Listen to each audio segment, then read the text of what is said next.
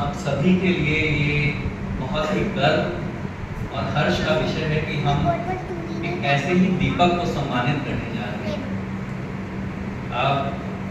मुझे आदरणीय चैतन्य सर ने कहा कि सर के प्रशस्ति वाचन के लिए कि जो ये लिखा गया है सर के बारे में यहाँ पर,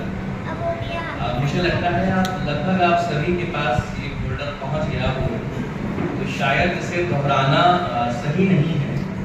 लेकिन वो कुछ बातें जो मैं अभी बैठे बैठे लिख रहा था सर के लिए और उन्हें जोड़ रहा था उत्पल मैम के उससे, तो मैं सबसे पहले उसी से शुरू करता हूँ। मुझे याद है सर, जब साल 2009 में प्रोफेसर दविंदर कौर उत्पल रिटायर हो रही थी और चैतन्य सर भी, मिथिलेश सर यहाँ याद होगा कि उन्होंने FTI में एडमिशन के लिए अप्लाई किया था कि मैं एक फिल्म का एक कोर्स करना चाहती हूँ। हालांकि वो FTI ने उनका आवेदन अस्वीकार कर दिया कि आपकी उम्र को देखते हुए अब हम आपको प्रवेश नहीं दे सकते। तो मुझे लगा कि जब अक्सर हमारे IMC के जो पुराने डायरेक्टर जनरल थे प्रोफेसर द्विवेदी जी, वो कहते थे कि रिटायरमेंट में के बाद कोई व्यक्ति ना तो टायर्ड होता है ना रिटायर होता है। उत्पल मैम भी 65 की उम्र के बाद रिटायर नहीं हुई थी और गोविंद सर भी 65 की उम्र के बाद रिटायर नहीं हुए। और मुझे लगता है कि दोनों का वो जो समान भाव है, जो वो सकारात्मकता का भाव है, वही एक हम सबकी भी पूंजी है कि हम सब को ऐसे लोग मिले। गोविंद सर सिर्फ एक पत्रकार, एक लेखक या एक शिक्षक नहीं है, वो एक विचार है,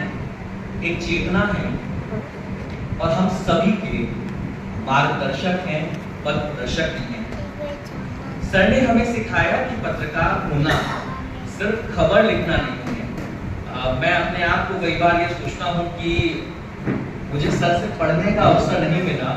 लेकिन मैं जहाँ भी होता हूँ याद करता हूँ कि साल 2011 में जब मैं हिंदुस्तान टाइम्स में था और मुझे शिफ्ट किया जा रहा था हिंदुस्तान में, तो सर ने मेरा इंटरव्यू लिया और 2011 से लेकर 2025 तक वो 11 में जैसे थे 25 में भी वैसे ही हैं। और शायद मेरी इस बात पर अगर कोई व्यक्ति मोहर लगा सकता है तो यहाँ बैठे नासिर सर हैं, जिनकी उपस्थिति है, जिनके साथ मुझे काम करने का अवसर मिला हिंदुस्तान में, कि सर आज भी वैसे ही हैं। और सर ने हमें ये सिखाया कि पत्रकार का धर्म सिर्फ खबर लिखना नहीं है, उसका धर्म है वक्त से सवाल करना, सत्ता से असहमत होना और जनता के पक्ष में